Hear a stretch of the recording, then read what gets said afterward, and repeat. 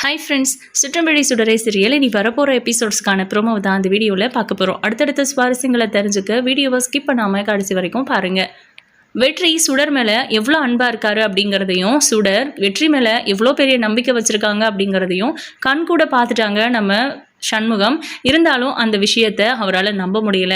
நம்ம சுடர் காட்டுற அன்பு வேணும்னா உண்மையாக இருக்கலாம், பட் நம்ம வெற்றி சுடர் மேலே காமிக்கிற அன்பு உண்மை இல்லை அப்படிங்கிற மாதிரி தான் அவர் நினச்சாரு. பட் இந்த விஷயத்த நம்ம பிரபாகரன் கிட்ட சொல்லும்போது பிரபாகரன் ஒரு சூப்பராக வேலிடான ஒரு பாயிண்ட் சொன்னார். என்னதான் ஆக்டிங்காக இருந்தாலும் இந்த அளவுக்கு ஒரு மனுஷன் இறங்கி பண்ணுவாரா? அப்படியெல்லாம் வாய்ப்பே இல்லை. அவருக்கு என்ன மோட்டிவ் இருக்க போகுது? ஒருவேளை அபியை இம்ப்ரெஸ் பண்ணுறதுக்கோ இல்லை அந்த குழந்தைய இம்ப்ரெஸ் பண்ணுறதுக்கோ, அவரோட குழந்தைன்னு தெரிஞ்சதுக்கு அப்புறம் தானே அந்த குழந்தை மேலே அன்பு காட்டுறாரு. அப்புறம் நான் உங்ககிட்ட ஒரு விஷயம் சொல்வேன், அதுக்கப்புறம் தான் நீங்கள் வெற்றி மேலேயே ஒரு ஹோப் கொண்டு வருவீங்க அப்படின்றாங்க. என்ன சொல்ல போறீங்க அப்படின்னு சண்முகம் கேட்குறாரு. வெற்றிக்கு அவரோட வாழ்க்கையில் யாருமே இல்லை சார் அப்படின்றாங்க. என்ன சார் சொல்கிறீங்க? யாருமே இல்லைனா அப்படின்னு? அதாவது அவருக்கு அப்பா அம்மா கூட பிறந்தவங்க இல்லை அவங்க சொந்தக்காரங்கன்னு இந்த உலகத்தில் யாரையுமே வெற்றிக்கு தெரியாது. ஒரு அனாதை பிள்ளையா பிச்சை எடுத்துக்கிட்டு இருந்தவரை எடுத்து வளர்த்தது கர்ணாவோட அப்பா தான். அதுவும் கர்ணாவோட உயிரை அந்த குழந்தையா இருக்கிற ஸ்டேஜ்லேயே காப்பாத்தினார் வெற்றி அப்படிங்கிறதுனால இப்போ வரைக்கும் அவங்களுக்குள்ள ஒரு நல்ல நட்பு இருக்குது அப்படிங்கிறத நம்ம வெற்றி நினச்சிட்டு இருக்காரு. உண்மையில் கர்ணாவுக்கு அப்படியெல்லாம் ஒரு இன்டென்ஷன் கிடையாது. வெற்றியை ஏதாவது ஒரு இடத்துல பலிக்கடை ஆக்கணும்னா தாராளமாக ஆக்கிட்டு போயிட்டே இருப்பார். உங்களோட பார்வையில் கர்ணா நல்லவராக இருக்கலாம், பட் என்னோட பார்வையில் கர்ணா ரொம்ப ரொம்ப கெட்டவர், அயோக்கியம் அப்படின்னு சொல்கிறாங்க. இப்போ நீங்கள் என்ன சொல்ல வரீங்க அப்படின்னு கேட்குறாங்க. வெற்றி சுடர் மேலே வச்சிருக்கிற அன்பு உண்மையானது. அவரோட வாழ்க்கையில் அபிதான் எல்லாமேன்னு நினச்சாரு. ஏதோ ஒரு வகையில் அவங்களுக்குள்ள சின்னதாக ஒரு கருத்து வேறுபாடு வந்து அதனால அபி மிகப்பெரிய ஒரு தண்டனையை அனுபவிக்கிற மாதிரி ஆயிடுச்சு. ஆனால் அதுக்கப்புறம் நம்ம அபியோட நம்பிக்கையை வெற்றியால் சம்பாதிக்க முடியல. அதனால தான் சுடரை வெற்றிக்கிட்ட இது வரைக்கும் காமிக்காம அந்த விஷயத்தை பற்றி சொல்லாமையே மெயின்டைன் பண்ணிட்டு இருந்திருக்காங்க. இத்தனை வருஷத்துல ஒரு முறை கூட என்ன நடந்துச்சு, ஆக்சுவலா அன்னைக்கு என்னதான் நடந்துச்சு அப்படிங்கிறத தெரிஞ்சுக்கணுங்கிற மோட்டிவ்லையோ இல்லை அபி தப்பு பண்ணியிருக்க மாட்டாங்க அப்படிங்கிற எண்ணத்துலையோ நம்ம வெற்றி ஒரு நாள் கூட அபியை அணுகலை. அதுதான் அபிக்கு பயங்கர கோவம். சுடரை பற்றி சொல்லாமல் இருக்கிறதும் அதுக்காக தான். இப்போ திடீர்னு வந்து சுடரை பாசம் காட்டுறேன் ஏன் பொண்ணு அப்படின்னு வெற்றி பேசினா அபிக்கு பிடிக்குமா? அது அபியோட இன்டென்ஷன் அவங்க சைடில் இருந்து. பட் நம்ம பொதுவாக பார்க்குறவங்களுக்கு யோசிச்சு பாருங்க, வெற்றிக்கு யாருமே இல்லை, அபிக்கு அப்புறம் சுடர் தான். இப்போ சுடர் அப்படிங்கிற அவரோட உயிர். அந்த குழந்தைய எப்படி அவரால் வேண்டான்னு நினைக்க முடியும்? அந்த அளவுக்கு மோசமானவர் இல்லை வெற்றி. ஏதோ சந்தர்ப்ப சூழ்நிலைனால இவங்க ரெண்டு பேரும் பிரிஞ்சுட்டாங்க. இப்போ கூட அவங்க ரெண்டு பேரும் மனசு விட்டு பேசிக்கிட்டாங்க அப்படின்னா கண்டிப்பாக அவங்க ரெண்டு பேரும் ஒன்று சேர்றதுக்கோ வாய்ப்பு இருக்கு. அதுக்கப்புறம் வேணும்னா நீங்கள் பாருங்க, நான் சொல்ற மாதிரி இல்லை நான் கெஸ் பண்ற மாதிரி நடந்துருச்சு அப்படின்னா வெற்றியே அபிய இந்த கேஸ்ல இருந்து வெளியே கொண்டு வருவார். அந்த அளவுக்கு வெற்றி நல்லவர் தான். அபியோட சூஸ் எப்படி இருக்கும்னு நீங்க கெஸ் பண்ண மாட்டீங்களா அப்படின்னு. அபியே அதை நம்பலையே அப்படின்றாங்க. அபி நம்பலனா அந்த நம்பிக்கையை அவர் இழந்துட்டாரு. அந்த நம்பிக்கையை திரும்பவும் அபி மனசுல கொண்டு வரணும்னா வெற்றி தான் ட்ரை பண்ணணும். எனக்கு என்னமோ வெற்றி அபியோட இன்னசென்ஸை புரிஞ்சுக்கிட்டாருன்னு தான் தோணுது. இப்போ வரைக்கும் சுடரை எந்த அளவுக்கு அபி வளர்த்துருக்காங்க அப்படிங்கிறதெல்லாம் பார்த்து அபி நல்லவங்களா கெட்டவங்களான்னு அவர் புரிஞ்சுட்டு இருந்திருப்பாரு. ஆனால் அபிக்கிட்ட மனசு விட்டு பேசுறதுக்கு அவருக்கு ஒரு சந்தர்ப்பத்தை நம்ம தான் ஏற்படுத்தி கொடுக்கணும் அப்படின்றாங்க. அபி அவ்வளோதான் பயங்கரமாக கோவப்படுவா. எனக்கே அவன் மேலே நம்பிக்கை இல்லை அப்படின்றாங்க. அபி மேலே வேணும்னா வெற்றிக்கு பாசம் இல்லாமல் இருக்கலாம், ஆனால் குழந்தை மேலே பாசம் இருக்குது அப்படிங்கிறத என்னால் 100% சொல்ல முடியும். ஸோ நீங்கள் ஒரே ஒரு விஷயம் மட்டும் பண்ணுங்க, அபியும் வெற்றியும் அடிக்கடி மீட் பண்ணணும். அவங்க ரெண்டு பேரும் மனசு விட்டு பேசுறதுக்கு ஒரு சந்தர்ப்பம் அமையணும். அங்கே வேற ஆப்ஷனே இல்லை, அவங்க ரெண்டு பேரும் தான் பேசி ஆகணும் அப்படிங்கிற ஒரு சுச்சுவேஷன் உருவாச்சுன்னா கண்டிப்பாக நம்ம வெற்றியை பற்றி அபியும் அபியை பற்றி வெற்றியும் புரிஞ்சுப்பாங்க. அதுக்கப்புறம் வேணும்னா பாருங்க, அபியோட வாழ்க்கையில் எல்லாமே நல்லதாக நடக்கும். நம்ம நினச்ச மாதிரி அபி சந்தோஷமாக இருப்பாங்க, சுடரும் சந்தோஷமாக இருப்பாங்க அப்படிங்கிற மாதிரி சொல்கிறாங்க. நீங்கள் சொல்கிறத கேட்கும்போதே ஒரு அண்ணனா எனக்கு எவ்வளோ ஹாப்பியாக இருக்குது. கண்டிப்பாக நீங்கள் சொன்ன மாதிரி நான் செஞ்சு பார்க்குறேன். வெற்றி அவ்வளோ மோசமானவன் இல்லைங்கிறது எனக்கும் புரியுது. இருந்தாலும் எனக்கு அவன் மேலே ஒரு சந்தேகம் இருக்குது அப்படின்றாங்க. அபி மேலே இருக்கிற பாசத்தை விட சுடர் மேலே இருக்கிற பாசம் தான் வெற்றிக்கு அதிகம். அதுக்காக அவர் என்னன்னாலும் பண்ணக்கூடியவராக இருக்கார். கர்ணாவோட நட்பை அவர் நம்புறாரு பார்த்தீங்களா, அதுதான் அவர் பண்ணுற பெரிய தப்பு. அதுலேருந்து அவரை வெளியே கொண்டு வரணும்னா கூட சுடரோட அன்பு தான் தேவைப்படுது. நான் சொல்கிறத நம்புங்க சார், ப்ளீஸ் தயவு செஞ்சு நான் சொல்கிறத கேளுங்க. கண்டிப்பாக இந்த கேஸ்லேருந்து அபியை வெளியே கொண்டு வர்றதுக்கு வெற்றியால் தான் உதவ முடியும் அப்படின்றாங்க. சரி ஓகே, அப்போ அந்த மாதிரி ஒரு சந்தர்ப்பம் உருவாச்சுன்னா கண்டிப்பாக அதை நான் பண்ணுறேன் அப்படின்றாரு நம்ம சண்முகம். இந்த பக்கம் நம்ம சுடர் பார்த்தீங்கன்னா வெற்றி கூட ஸ்கூல்லேருந்து வீட்டுக்கு வந்துக்கிட்டு இருக்காங்க. அப்போது நம்ம வெற்றி கேட்குறாரு, என்ன சுடர் பயங்கர ஹாப்பியாக இருக்கீங்க போல் அப்படின்னு கேட்குறாங்க. நான் எங்கே ஹாப்பியாக இருக்கேன், நான் டல்லாக தானே இருக்கேன் அப்படின்றாங்க. நீ டல்லாக இருக்க அப்படிங்கிறத தான் ஹாப்பியாக இருக்கியான்னு கேட்டேன், ஏன் முகம் அப்படி வாடி போயிருக்கு அப்படின்னு கேட்குறாங்க. இல்லை எனக்கு ஒரு ட்ராயிங் காம்படிஷன் இருக்குது, அது வேறு ஒரு இடத்துக்கு வேறு ஊருக்கு போகணும், அந்த ஊருக்கு நான் போயிட்டேன்னா உங்களை 2 days 3 days மிஸ் பண்ணுவேன், அதனால தான் அப்படின்றாங்க. நானும் கூட வந்துட்டா போச்சு அப்படின்றாங்க. இல்லை பேரண்ட்ஸ் கூட தான் வரணும்னு சொல்லிட்டாங்க, பர்டிகுலராக அதுக்கு என்ன தான் செலக்ட் பண்ணியிருக்காங்க அப்படின்னும் சொல்கிறாங்க. இதெல்லாம் சந்தோஷமான விஷயம் தான், ஆனால் நான் உங்களை மிஸ் பண்ணுவேனே அப்படின்றாங்க. சரி பரவாயில்ல, உன் அம்முக்கிட்ட பேசி எப்படியாவது நீயும் நானும் அங்கே போகிறதுக்கு நான் ஏற்பாடு பண்ணுறேன் அப்படின்றாங்க. எப்படி முடியும்னு, இல்லை உங்கள் அம்மாவுக்கு தான் உடம்பு சரியில்லைல்ல, நான் இருக்கேன், நான் உன்னை கூட்டிகிட்டு போகிறேன்னு சொல்லி பார்க்குறேன் அப்படின்னு. அம்மா அதுக்கெல்லாம் அலோவ் பண்ண மாட்டாங்க அப்படின்னு சொல்கிறாங்க. நான் பேசுகிறேன் சுடர் அப்படின்னு. சரி ஓகே அப்படின்ட்டு, கேப்டன் நான் வேணும்னா இப்படி பேசவா, எங்கள் ஸ்கூல்லேருந்து கூப்பிட்டு போகிறாங்க, நான் ஸ்கூல்லேருந்தே போய்க்கிறேன், நான் இந்த மாதிரி ஒரு விஷயத்துக்கு போகிறேன்னு அம்முக்கிட்ட சொல்லிடவா அப்படின்னு. பொய் சொல்ல போறியா சுடர் அப்படின்னு கேட்குறாங்க. ஆமாம் பொய் சொன்னதானே உங்கள் கூட இருக்க முடியும் அப்படின்றாங்க. நீ பொய் சொல்லக்கூடாதுங்கிறதுக்காக தானே எல்லா உண்மைகளும் உங்கள் அம்மாவுக்கு தெரிகிற மாதிரி ஆயிடுச்சு. இப்போ உங்கள் அம்மாவோட பர்மிஷனோட நம்ம 2 பேரும் பேசிக்கிட்டு இருக்கோம், இப்போ எதுக்கு பொய் சொல்லிக்கிட்டு, அதெல்லாம் வேண்டாம் சுடர், தயவு செஞ்சு நான் சொல்கிறத புரிஞ்சுக்கோ, நீங்கள் 2 பேரும் எப்போவுமே பழைய மாதிரி இருக்கணும். என்னால் நீ உன் அம்முக்கிட்ட பொய் சொல்கிறதோ உன் அம்மா உன்கிட்ட கோவப்படுறதோ வேண்டாம், நீங்கள் 2 பேரும் எப்போவும் இதே மாதிரி சந்தோஷமாக இருக்கணும் அப்படின்னு சொல்கிறாங்க. நீங்கள் எவ்வளோ நல்லவர் கேப்டன், அம்மாவுக்கு தான் உங்களை புரியவே மாட்டேங்குது அப்படின்னு சொல்கிறாங்க. அதெல்லாம் ஒரு நாள் புரிஞ்சுப்பாங்க. சரி ஓகே நீ போயிட்டு உன் அம்முக்கிட்ட கேப்டன் கூப்பிட்டு போகிறேன்னு சொன்னார், நீ தான் உடம்பு சரியில்லாமல் இருக்கேல்லம்மா, நான் கேப்டன் கூட போயிட்டு வந்துடுறேன்னு சொல்லிப்பாரு, அவங்க என்ன சொல்கிறாங்களோ அதை ஏற்றுக்கோ அப்படின்றாங்க. சரிங்க கேப்டன் அப்படின்னு சொல்லிடுறாங்க சுடர். இப்போது வீட்டுக்கு போய் இந்த விஷயத்தை பற்றி அபிகிட்ட சொல்லும்போது அபி முடியாது வேண்டாம் அப்படின்னு சொல்கிறாங்க. இல்லாமோ கேப்டன் கூப்பிட்டு போகிறேன்னு சொல்லியிருக்காரு அப்படின்ட்டு. இல்லை வேண்டவே வேண்டாம், இந்த மாதிரி ஒரு காம்படிஷனுக்கு உன்னை யார் முதல்ல ஒத்துக்க சொன்னது, என்கிட்ட கேட்காமையே நீ ஓகே சொல்லிடுவியா அப்படின்னு. இல்லாமோ நான் டிராயிங் நல்லா பண்ணுவேன்ல, அதனால் எங்கள் பிரின்ஸிபல் மேம் தான் என்னை இதுக்கு செலக்ட் பண்ணியிருக்காங்க, நான் தான் போய் ஆகணும், நான் போனால் தான் ப்ரைஸ் வாங்குவேன்னு சொன்னாங்க அப்படின்றாங்க. ஏன் உன்னை விட நல்லா வரைகிறவங்க ஸ்டூடெண்ட்ஸ் யாருமே கிடையாது அந்த ஸ்கூலில், நீ தான் நல்லா வரைவியா, அதெல்லாம் முடியாது, நர்மதா மேம் தானே, அவங்க கிட்ட நான் பேசிக்கிறேன் அப்படின்னு நம்ம அபி ரொம்ப கட் அண்ட் ரைட்டாக பேசுகிறாங்க. அப்போ சண்முகம் வந்து சரளா கிட்ட சொல்கிறாங்க, சரளா நான் உங்ககிட்ட ஒரு விஷயம் சொல்லுவேன், அதை நீ அப்படியே பண்ணணும் அப்படின்றாங்க. அதெல்லாம் முடியாது, நான் ஏன் பண்ணணும் அப்படின்ட்டு, நீ போய் அபிக்கிட்ட வெற்றி கூடவே குழந்தை போயிட்டு வரட்டும் அப்படின்னு சொல்லு அப்படின்றாங்க. உங்களுக்கு தான் அந்த வெற்றி தம்பியை பிடிக்காதே அப்படின்னும் போது, அதெல்லாம் ஒன்றும் இல்லை, வெற்றி தம்பியை நான் தப்பாக புரிஞ்சுக்கிட்டு இருந்தேன், இப்போ தான் எனக்கு சரியாக புரியுது, சுடர்னா வெற்றிக்கு ரொம்ப பாசம் இல்லை, அதனால அவங்க 2 பேரும் போயிட்டு வரட்டும், ஒரு பிரச்சனையும் இல்லை, தேவைன்னா நீயும் போயிட்டு வா அப்படின்னு அபிக்கிட்ட சொல்லு, அவங்க 3 பேருமே கூட போயிட்டு வரட்டும், ஒரு பிரச்சனையும் இல்லை, முக்கியமாக அபியோட எதிரிகள் நிறைய பேர் இருக்காங்க, அதனால அபிக்கும் சுடருக்கும் ஆபத்து வர நிறைய வாய்ப்பு இருக்கு, இந்த தம்பி நல்லா பலசாலியா இருக்காரு, பார்த்தா பத்திரமா கூட்டிட்டு வந்துருவாரு, அதுக்காக தான் சொல்றேன், நீ சொல்ல ப்ளீஸ் அப்படின்றாங்க. 2-3 நாள் அவங்க வீட்டில் இல்லாமல் இருந்தா எனக்கும் நல்லா தான் இருக்கும், அதுக்காகவே சொல்றேன் அப்படின்னு நம்ம சரளா போயிட்டு அபிகிட்ட சொல்றாங்க.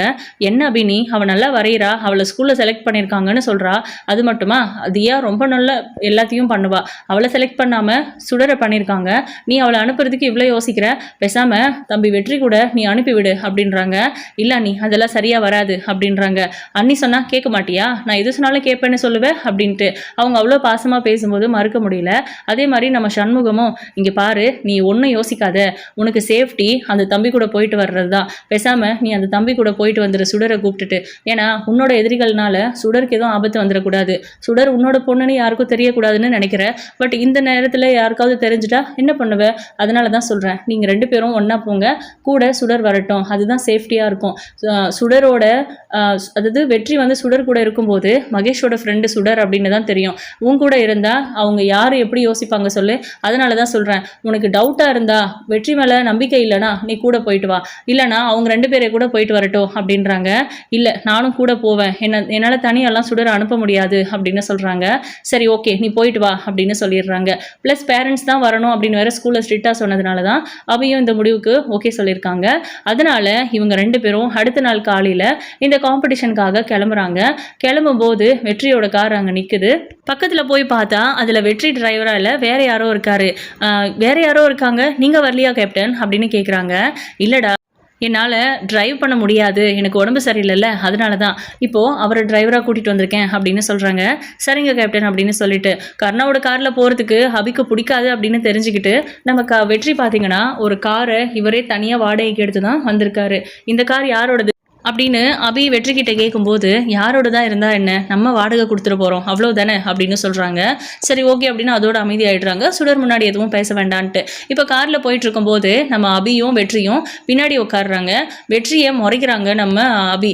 அதனால ஃப்ரண்ட்டில் டிரைவர் பக்கத்தில் உட்காரதுக்காக போகிறாங்க. கேப்டன் இங்கே வந்து உட்காருங்க, எனக்கு உங்கள் கூட இருக்கணும் அப்படின்னு சொல்கிறாங்க. நீ வேணா முன்னாடி வந்துரு அப்படின்னு வெற்றி சொல்ல, இல்லை வேண்டாம் அப்படின்றாங்க அபி. அப்போ அம்மா வேண்டான்னு சொல்கிறாங்க. நீங்கள் இங்கே வாங்க, அதான் 3 பேர் சீட்டு பின்னாடி இருக்குல்ல, எனக்கு உங்க கூடவும் இருக்கணும் அப்படின்னு கேட்கவும், சரி ஓகே அப்படின்னு அபி என்ன யோசிப்பாங்கன்னு கூட கன்சிடர் பண்ணாம வெற்றி பின்னாடி போய் உட்காடுறாரு. இங்க நம்ம சண்முகம் வந்து பிரபாகரனுக்கு கால் பண்ணி நடந்த விஷயத்தை பத்தி சொல்றாங்க. இந்த மாதிரி ஒரு சுச்சுவேஷன் அமைஞ்சது, 3 பேரையும் ஒண்ணா அனுப்பியிருக்கேன், ஸோ கண்டிப்பா வெற்றியும் அபியும் கலந்து பேசி அவங்க சீக்கிரமாவே ஒரு நல்ல முடிவுக்கு வருவாங்க அப்படிங்கிற மாதிரி இவங்க 2 பேரும் டிஸ்கஸ் பண்ணிட்டு இருக்காங்க. அதுக்கு தகுந்தாற் போல தான் இங்கேயும் நடக்குது. ஆக்சுவலா இவங்க 2 பேரும் போயிட்டு இருக்கும்போது திடீர்னு சடன் பிரேக் பண்றாங்க. சுடரோட காலெல்லாம் பிடிச்சி விட்டுட்டு இருந்தார் வெற்றி. எங்க அபிக்கு அடிபட்டுருமோன்னு கையை வேகமாக முன்னாடி வச்சு அபியோட தலையில அடிபடாம பார்த்துக்கிட்டாரு. அதே மாதிரி கொஞ்சம் தூரம் போனதுக்கப்புறம் வாஷ்ரூம் போகணும் அவங்களுக்கு அப்படின்னு வெற்றிக்கே தோணுது. அதனால் நிறுத்தி வாஷ்ரூம் கூப்பிட்டு போகிறாங்க. போயிட்டு வாங்க அப்படின்னு சொல்லிட்டு கொஞ்சம் தூரம் போனதுக்கப்புறம் பசிக்குமே அப்படின்னு யோசிச்சு டீ காஃபி ஏதாவது சாப்பிட்றீங்களான்னு கேட்டால் வேண்டான்னு சொல்கிறாங்க. நீ மாத்திரை போட்டுட்ருக்க, அப்புறம் ஏன் வேண்டான்னு சொல்கிற, நீ ஒன்றும் என் காசில் சாப்பிடல, உன் காசில் தானே நீ எல்லாத்தையும் செலவு பார்த்துக்கிற, தயவு செஞ்சு வா அப்படின்னு ஒரு ரெஸ்டாரண்ட்டில் நிறுத்தி அவங்கள சாப்பிட வச்சுட்டு மெடிசனையும் போட வச்சிடுறாங்க. அதுவும் சுடர் கையாலேயே கொடுக்க வைக்கிறாங்க வழக்கம் போல். அபி வெற்றியை புரிஞ்சுக்க ஆரம்பிச்சிட்டாங்க. ஆனால் அபி வந்து வெற்றியை தான் இன்னும் புரிஞ்சுக்க முயற்சி கூட பண்ணலை. மறுபடியும் காரில் போயிட்டு இருக்கும்போது வெற்றி திடீர்னு தூங்குறாரு. அப்போ தூங்கும்போது அவரை பார்த்துட்டு அபி கண் கலங்குறாங்க. நம்ம 2 பேரும் இப்போது சுடர் கூட ஒன்றா இருக்கிற மாதிரி எவ்வளோ சந்தோஷமாக நம்ம வாழ்ந்துருக்கலாம், என்னை சந்தேகப்பட்டு ஜெயிலுக்கு அனுப்பிட்டியே அப்படின்னு மனசுக்குள்ளேயே அழுகுறாங்க. திடீர்னு வெற்றி கண் முழிக்கிறாரு. அதுக்கப்புறம் நம்ம எங்கே இருக்கோம் அப்படின்னு, இல்லை இன்னும் கொஞ்சம் தூரத்தில் நம்ம ரீச் ஆக வேண்டிய இடம் வந்துடும் அப்படின்னு அவர் சொல்கிறாரு டிரைவரு. சரி ஓகே அப்படின்ட்டு. ஆமாம் உனக்கு எதுவும் பிரச்சனை இல்லையா, எங்கள் கூட வந்திருக்க, உன் ஃப்ரெண்டு எதுவும் கேள்வி கேட்க மாட்டானா அப்படின்னு கேட்குறாங்க. அதெல்லாம் அவங்ககிட்ட சொல்ல வேண்டிய விதத்தில் சொல்லிட்டு தான் வந்திருக்கேன் அப்படின்னு சொல்கிறாங்க. மகேஷ் சொல்லிட்டா அப்படின்னு, சுடரவும் பொண்ணுன்னு அவங்களுக்கு தெரியாதுல்ல அப்படிங்கிற மாதிரி சொல்கிறாரு. அதுக்கப்புறம் தான் வெற்றியை பற்றி அபி நல்ல விதமாக யோசிக்க ஆரம்பிக்கிறாங்க. நல்ல விதமானா பேசிக்காகவே வெற்றியோட கேரக்டர் இதுதான். யாராக இருந்தாலும் கூட இருக்கிறவங்கள அவ்வளோ கேர் பண்ணிக்குவாங்க. ஒருத்தர் மேலே பாசம் வச்சுட்டா அவங்களுக்காக உயிரை கூட கொடுங்க தயங்க மாட்டாருங்கிறது. ஆனா அவர் பாசம் வச்ச இடம் தான் சரியில்லை. அது கர்ணாவா இருக்காரு. ஸோ கர்ணா வந்து வெற்றி அந்த மாதிரி யோசிக்கலங்கிறது தான் உண்மை. அதுக்கப்புறம் இவங்க ஒரு ரூம் புக் பண்ணியிருக்காங்க. அந்த ரூமில் தான் 2 பேரும் இருக்காங்க. வெற்றிக்கு அபி இருக்கிற இடத்துல இருக்க ஒரு மாதிரி நர்வஸ் ஆகுது. ஏன்னா அபி ஏதாவது தப்பாக புரிஞ்சுப்பாங்களோ அப்படிங்கிற மாதிரி யோசிக்கிறாங்க கொஞ்ச நேரம். ஆனாலும் கூட அதே ரூமில் தான் இருந்தாகணும் சுடருக்காக அப்படின்னு சொல்லிட்டு அபி என்ன பண்ணுறாங்க, சோஃபாவில் படுத்துக்கிட்டு சுடர் பக்கத்தில் வெற்றி படுத்துக்கட்டும் அப்படின்னு நினைக்கிறாங்க. அவ்வளோ சந்தோஷமாக இருக்குது வெற்றிக்கு. இப்போது சுடர் பக்கத்தில் போய் வெற்றி படுத்துக்கிட்டு அவங்க தலையை வருடி விட்டுட்டு அவங்க புருவத்தை தொட்டு பார்த்து காதை தொட்டு பார்த்துன்னு அவ்வளோ ரசிச்சுட்டு இருக்காரு. சுடரோட கை விரல்களை எல்லாத்தையும் ஒன்னொன்னையும் மெதுவாக லேசாக சொடக்கு இழுத்து விடுறது, காலில் சொடக்கு இழுத்து விடுறது அப்படின்னு கொஞ்சிக்கிட்டு இருக்காரு. அதை பார்த்து அபி கண் கலங்குறாங்க. எப்படி ஒரு வாழ்க்கையை வாழ்ந்திருக்க வேண்டியவங்க நம்ம இப்படி 3 பேருமே கஷ்டப்படுற மாதிரி ஒரு நிலைமைக்கு வந்துடுச்சே ஆண்டவா, இதுக்கு ஒரு தீர்வே கிடையாதா அப்படிங்கிற மாதிரி யோசிச்சுட்டு இருக்காங்க. அடுத்த நாள் காலையில் பார்த்தீங்கன்னா சுடரை எந்த ஸ்கூலுக்கு அனுப்பணுமோ அங்கே கூட்டிகிட்டு போய் விட்டுட்டு இவங்க 2 பேரும் கேம்பஸ்க்கு வெளியே நின்றுட்டு இருக்காங்க. அந்த நேரத்தில் திடீர்னு நம்ம வெற்றி வந்து மாணிக்கத்தை பார்த்துட்டாங்க. ஒரு நிமிஷம் இதை பிடி அப்படின்னு சுடரோட பேகை எல்லாத்தையும் அபிகிட்ட கொடுத்துட்டு அவரை துரத்தி அங்கே பக்கத்திலே பிடிச்சிடுறாங்க. ரொம்ப தூரம் கூட ஓடலை. அப்போ அபியும் ஓடுறாங்க பக்கத்தில். அது மாணிக்கம் தான் அப்படின்னு தெரிஞ்சதுக்கு அப்புறம் எவ்வளோ தைரியம் இருந்தா கருணா கிட்ட ஏதோ ஒரு ஆதாரம் இருக்கு அப்படி இப்படின்னு சொல்லி அவங்க கிட்ட பணத்தை பறிச்சிருப்ப, என்னடா ஆதாரம் வச்சிருக்க அப்படின்னு கோவமா கேட்குறாங்க. இவங்க பேசிட்டே இருக்கும்போது கரெக்டாக அபியும் வந்துட்டு பிடிங்க அவரை பிடிங்க, நான் எவ்வளோ நாளாக தேடிட்டு இருக்கேன், எதுக்காக எங்களை பார்த்த உடனே ஓடி ஒளிறீங்க நீங்கள் அப்படின்னு சொல்லிட்டு அபியும் கேட்குறாங்க. இவங்க 2 பேரும் ஒன்றாயிட்டாங்க போல இருக்கு. அப்போ நம்ம உண்மையை சொல்கிறது தான் நல்லது அப்படிங்கிற மாதிரி யோசிச்சுட்டு நீங்கள் வெளியே வந்துட்டீங்களா அபி அப்படின்னு கேட்குறாங்க. இப்போ பரோலில் இருக்கேன், இன்னும் 6 மாதம் தான் எனக்கு டைமு. இந்த டைம் முடியறதுக்குள்ளே நான் வந்து என்னோட பிரச்சனையிலேருந்து வெளியே வந்துடணும், நான் எந்த தப்பும் பண்ணலைன்னு ப்ரூவ் பண்ணி அதுக்கப்புறம் தான் நான் வந்து வெளியே இருக்க முடியும், இல்லாட்டினா மறுபடியும் ஜெயிலுக்கு தான் போகணும் அப்படிங்கிற மாதிரி சொல்கிறாங்க. இங்கே பாருங்கள், உங்களுக்கு ஏதோ ஒரு உண்மை தெரிஞ்சிருக்கு பார்வதி அக்காவோட கொலை வழக்கில். அதை பற்றி ஏதாவது தெரிஞ்சிருந்தா தயவு செஞ்சு சொல்லுங்கள், இது எங்கள் கேஸ்க்கு ரொம்ப ரொம்ப ஹெல்ப்ஃபுல்லாக இருக்கும் அப்படிங்கிற மாதிரி அபி கேட்குறாங்க. அப்போது நம்ம வெற்றியுமே அப்படி ஏதாவது இருந்தால் தயவு செஞ்சு சொல்லிடு அப்படின்னு கெஞ்சுறாரு. 2 பேரும் ஒன்றா தான் ஆயிட்டாங்க போல இருக்குது அப்படின்னு கன்ஃபார்ம் பண்ணிக்கிட்டு அப்போது நீங்கள் 2 பேரும் ஒன்றா ஆயிட்டீங்களா அப்படின்னு கேட்குறாங்க. அபி இருந்துட்டு யோசிக்கிறாங்க. வெற்றி இருந்துட்டு ஆமாம் அப்படின்னு சொல்லிடுறாரு டக்குன்னு. அபி முறைக்கிறாங்க, சொல்லு, நாங்கள் 2 பேரும் ஒன்றா ஆயிட்டோம் தான், எங்களுக்கு ஒரு குழந்தை இருக்குது, அது தெரியுமா உனக்கு, அதை அதெல்லாம் தெரிஞ்சு நாங்கள் 3 பேரும் சேர்ந்து வாழணும்னு ஆசைப்படுறோம். உனக்குமே உன் குடும்பம் போனதுக்கு காரணம் கர்ணான்னு நினச்சிட்டு இருக்க. ஆனால் உண்மையிலே பார்வதி அக்காவோட கொலை வழக்கில் என்ன நடந்துச்சுன்னு சொல்லு. அதாவது உன்னை விட்டு போன எல்லாமே உனக்கு திரும்ப கிடைக்கிற மாதிரி நான் பண்ணுறேன் அப்படின்னு வெற்றி வந்து ரொம்ப ரெக்வஸ்ட் பண்ணி கேட்குறாங்க. கொஞ்ச நேரம் மாணிக்கம் யோசிக்கிறாரு. அதுக்கப்புறம் வேற வழியே இல்லாமையும் ப்ளஸ் அவங்க 2 பேரும் ஒன்றா இருக்கணும், அவங்களாவது குடும்பமாக சந்தோஷமாக வாழணும் அப்படிங்கிறதுக்காகவும் அபி ரொம்ப நல்லவங்க அப்படிங்கிறதுக்காகவும் நம்ம மாணிக்கம் பார்த்தீங்கன்னா விஷயத்த சொல்லிடுறாங்க. அதாவது பார்வதி அக்கா அப்படின்னு சொல்கிறீங்கல்ல, அந்த அம்மா பார்க்குறதுக்கு தேவதை மாதிரி இருப்பாங்க, அப்படியே சாமியை பார்த்த மாதிரி இருப்பாங்க. அவங்க வீட்டுக்கு வந்த யாரையும் கஷ்டப்படுத்த மாட்டாங்க, காசு பணத்துக்காக ஆசைப்படுறவங்களும் கிடையாது. அப்படிப்பட்டவங்களுக்கு எப்படி இந்த கர்ணா மாதிரி புருஷன் கிடைச்சான்னு தெரியலன்னு. ஏன்டா கர்ணாவை பற்றி பேசுகிற அப்படின்றாங்க. இப்போ வரைக்கும் நீ கர்ணாவை பற்றி புரிஞ்சுக்கவே இல்லை வெற்றி அப்படின்றாங்க. எதுவாக இருந்தாலும் என்கிட்ட சொல்லுன்னு. அன்னைக்கு அவனை கடப்பாறையால் குத்த வந்த, நீ குறுக்க வந்துட்ட. அவன் மேலே நீ அவ்வளோ உயிராக இருக்க, ஆனால் அவன் உனக்காக என்ன பண்ணியிருக்கான்னு சொல்லட்டுமா அப்படின்னு கேட்குறாங்க. சொல்லு அப்படின்றாங்க. அவங்க பொண்டாட்டியை அவரே கொண்டதும் இல்லாமல் தோ இங்கே நிற்கிறாங்களே அப்பாவி, இந்த அபி மேலே பழியை போட்டு அவங்கள ஜெயிலுக்கு அனுப்பி உன் வாழ்க்கையில் ஒன்றுமே இல்லாமல் பண்ணிட்டான். அந்த கர்ணாவை நம்பி அவனுக்காக நீ உயிரை கூட கொடுக்க துணிஞ்சிட்ட. அந்த பாசத்துக்கெல்லாம் அவன் வர்த்தே இல்லை அப்படிங்கிற மாதிரி மாணிக்கம் சொல்கிறாங்க. சட்டையை பிடிச்சிடுறாரு. என்னடா பேசுகிற அப்படின்னு. நான் சொல்கிறது அத்தனையும் உண்மைதான் வெற்றி, தயவு செஞ்சு புரிஞ்சுக்கோ. கர்ணா தான் பார்வதியை கொலை பண்ணியிருந்திருக்கணும். அதனால தான் அவன் தப்பிக்கணுங்கிறதுக்காக உண்மை தெரிஞ்ச அபியை கொலகாரி அப்படின்னு பழி சுமத்தி ஜெயிலுக்கு அனுப்பிட்டான். அவனோட கிளவரான புத்தியால் தான் இப்போ எல்லாமே தப்பாக நடந்துக்கிட்டு இருக்கு. நீயும் அவனை கண்மூடித்தனமாக நம்பிக்கிட்டு இருக்கிற அப்படின்னு. கொலை பண்ணது கர்ணா தான் அப்படின்னா அபி ஏன்டா சொல்லாமல் இருக்க போறா அப்படின்ட்டு. அபி ஏன் சொல்லலைன்னு இங்கே தானே இருக்காங்க, அவங்ககிட்டயே கேளு. அபி அதாவது பார்வதி இறந்ததுக்கு காரணம் ஒருவேளை இவங்க கத்தியால் குத்திருந்தாங்கன்னா கூட அந்த கத்தி குத்துனால அவங்க சாகலை. அவங்க அதுக்கு முன்னாடியே பாய்சன் சாப்பிட்ருக்காங்க. அந்த பாய்சனை கொடுத்தது என்னை பொறுத்த வரைக்கும் கர்ணாவாக தான் இருக்கணும் அப்படின்னு சொல்கிறாங்க. கர்ணாவுக்கு என்ன மோட்டிவ் அப்படின்னு கேட்குறாங்க. யாருக்கு தெரியும், பார்வதி அக்காவோட தங்கச்சியை கட்டிக்கணும்னு கூட ஆசை இருந்திருக்கலாம். இந்த காலத்து பெரிய மனுஷங்கள்லாம் அப்படித்தானே இருக்காங்க அப்படின்னு சொல்றாரு மாணிக்கம். அப்பதான் அபிக்கும் ஸ்ட்ரைக் ஆகுது. ஆமா, நான் இதை ஏன் யோசிக்காம விட்டுட்டேன் அப்படின்றாங்க அபி. என்ன சொல்ற அபி அப்படின்னு கேட்குறாங்க. இவ்வளோதான் உனக்கு தெரிஞ்சது, உன் கூடவே இருக்கான், அவனை பத்தி நீ புரிஞ்சுக்காம அவனை நல்லவன்னு நினைச்சு கட்டின பொண்டாட்டியையும் பெத்த பிள்ளையையும் அனாதையா இருக்க வச்சிருக்க. நீ எல்லாம் என்ன ஆம்பளை, நீ எல்லாம் என்கிட்ட பேசவே கூடாது. எனக்கு புரியுது, சூழ்நிலை கைதி ஆயிட்ட. உன்னை பொறுத்த வரைக்கும் அபி தப்பானவ அப்படின்னு உன் கண்ணு முன்னாடி ஒரு ஆதாரத்தை காமிச்சிட்டாங்க, அதை நீ நம்பிட்ட. ஆனா உண்மையில இவங்க தப்பு பண்ணல. கர்ணா தான் ஏதோ பார்வதி அக்காவோ பண்ணியிருக்கான் இல்லையா, வேற யாரோ ஏதோ பண்ணியிருக்காங்க கர்ணாவுக்கு தேவையானவங்க. அதனாலதான் அபி மேல அவன் பழிய போட்டிருக்கான். அவன் தான் பண்ணியிருப்பான்னு நான் ஏன் சொல்கிறேன்னா, அவங்களோட போஸ்ட்மார்ட்டம் ரிப்போர்ட் என்கிட்ட இருக்குன்னு சொன்னதுனால தான் நான் கேட்ட பணத்தை கர்ணா கொடுத்தான். இதிலிருந்து தான் எனக்கு சந்தேகம் வந்துச்சு அப்படிங்கிற மாதிரி சொல்கிறாங்க. இதை கேட்டு 2 பேருமே பயங்கர அதிர்ச்சி ஆகுறாங்க. அந்த போஸ்ட்மார்ட்டம் ரிப்போர்ட் இப்போ எங்கே அப்படின்னு வெற்றி கேட்குறாரு. அது ஒரு ஸ்கூல் பிள்ளையோட பேக்கில் வச்சேன், ஆனால் அது எதுன்னு கண்டுபிடிக்க முடியல அப்படிங்கிற மாதிரி சொல்கிறாங்க. ஒயிட் கவரா அப்படின்னு கேட்குறாங்க. ஆமாம் அப்படின்ட்டு.